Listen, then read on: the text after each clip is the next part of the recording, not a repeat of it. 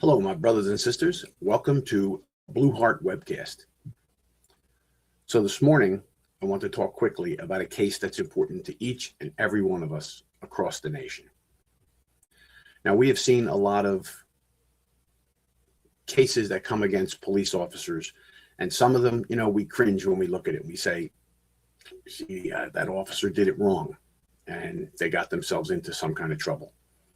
And then we see cases that we see are a miscarriage of justice. And in this particular case, that's what I want to talk about. There's a former NYPD sergeant, and I'm going to read some of the information. Erik Duran. Okay. So if you go to thebluemagazine.com, it's a magazine I write for, I've been affiliated with for a long time. It's a great law enforcement magazine, thebluemagazine.com. And this is what they wrote. In August of 2023, Sergeant Erik Duran was on duty. Officers moved in on a suspected drug deal. The suspect ran. He fled on a motorized scooter onto the sidewalk while being pursued by the police. That does matter in the story. Sidewalks are pedestrian space used by children, families, and commuters. This was not a routine situation. It was a fleeing suspect under active pursuit, operating a motorized vehicle in a space not intended for it. So what happens? Well, for those people in the world who have not been out there, like you and me, reacting to what people do, sometimes in a split second, that's the nature of our business. Sergeant Duran saw the danger. So let's go over that danger. They're going to make an arrest of a suspect. What is the obligations? What are our societal obligations as citizens when the police approach you and tell you to freeze, stop, put your hands behind your back, you're under arrest? Your obligation as a citizen is to comply with the arrest, not fight with the officers, not resist the officers, not run away from the officers, not shoot the officers. Your job is to comply. That is what keeps our society orderly and chaos free, is that we all go by the rules. Well, this suspect decided not to do that. And he took off, resisted arrest, and drove his motor scooter. Now, have you seen them, right? They don't go 100 miles an hour, but I tell you what, run over a little kid, a baby carriage, an old man, anybody. You hit them with that bike going 25, 30 miles an hour. You can cause severe injuries to everybody, including the person driving the motorized scooter. So they're trying to make this arrest. And it looks like Officer Duran, Sergeant Duran, was watching this suspect flee and creating a danger to the surrounding public. And he took an action. He took a cooler, apparently, that was on the sidewalk or wherever he got a cooler from, I don't know. He got a cooler and he threw it at the suspect's vehicle and the suspect, which caused the suspect to wobble and eventually crash. Suspect was injured and eventually died of his injuries. Sergeant Duran was arrested and charged with manslaughter. And that's the basis of what happened. Now he's facing 3 to 9 years in prison for this action, for this split-second decision to protect the public from a criminal. Now, if I go back and look at this, is it tragic that this suspect died? It is. It's horribly tragic that anybody dies other than by natural causes in their bed at their home when they're very old. Other than that, it's tragic anytime anyone dies. When someone dies in a police encounter, I'm going to say it's 99.9% of the time, as we all know who've been out there, it's the fault of the person who ends up resisting, fleeing, fighting, shooting. Because remember, what's their societal obligation?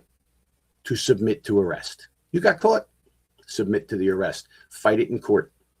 Anything short of that, it starts with you. So if you think of a flow chart, there's the first incident. Well, what's that incident?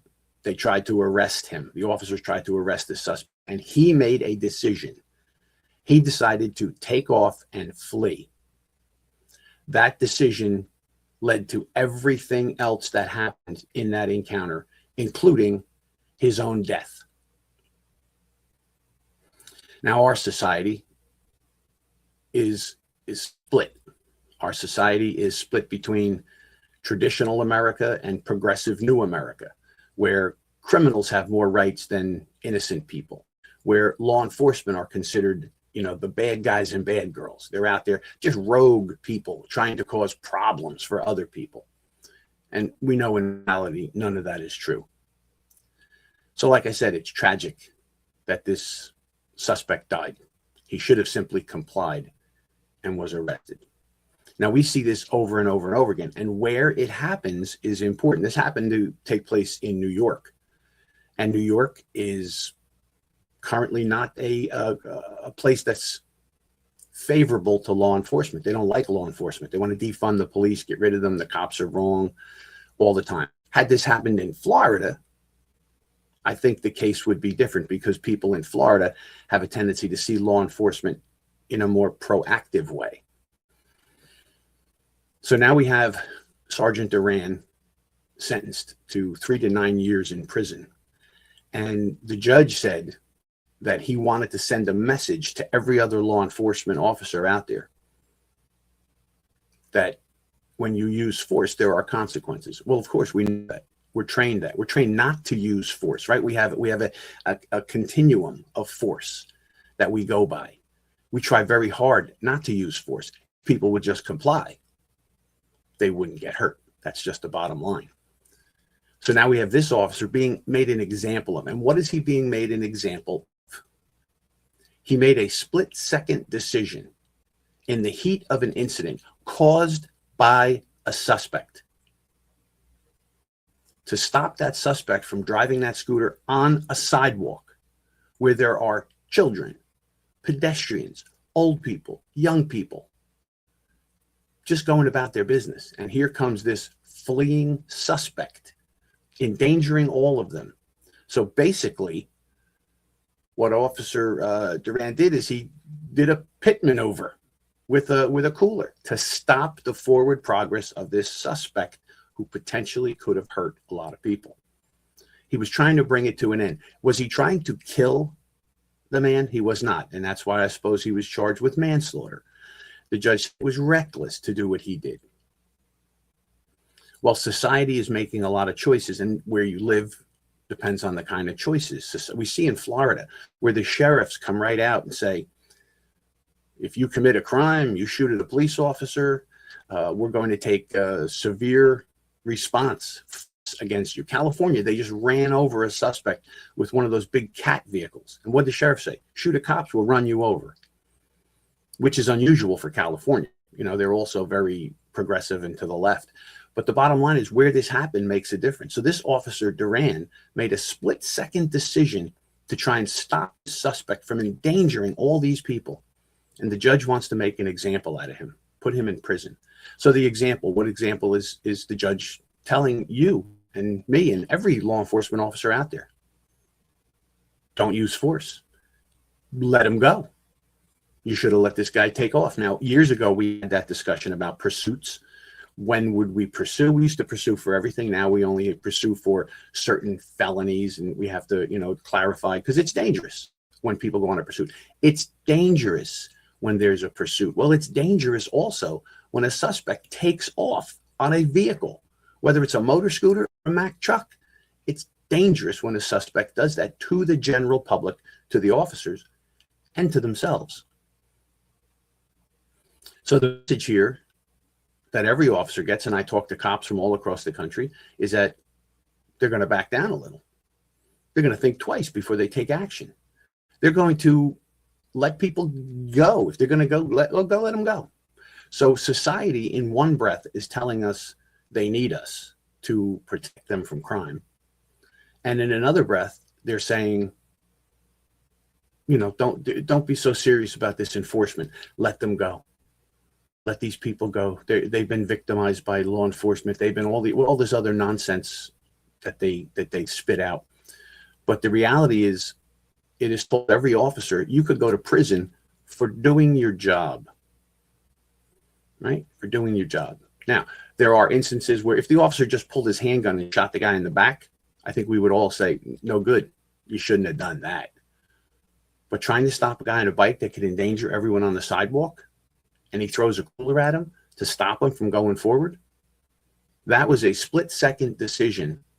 And what was the purpose of the officer's decision? Now, I wasn't in his head, but I'm going to guess. To stop the suspect from creating danger and to take him into custody.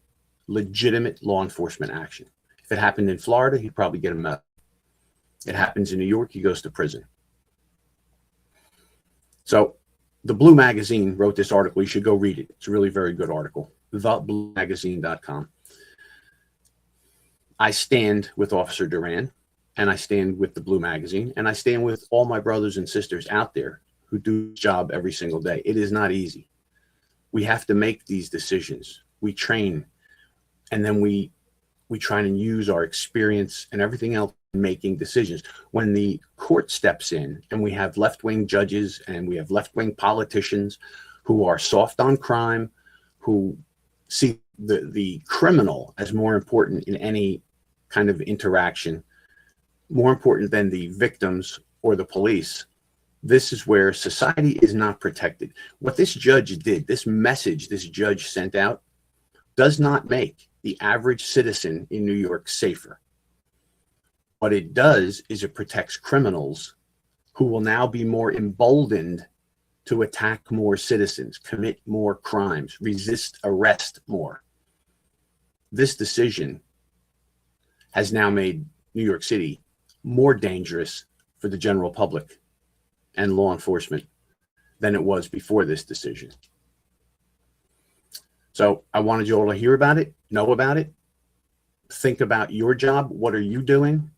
How do they respond to you, the public? And we all have to do the right thing. We took an oath to do the right thing, but are our communities, our politicians, and our judges, are they also doing the right things? Sometimes it seems they're not. So I wanted to bring this to you to talk about it because it is a reality of working on the blue line.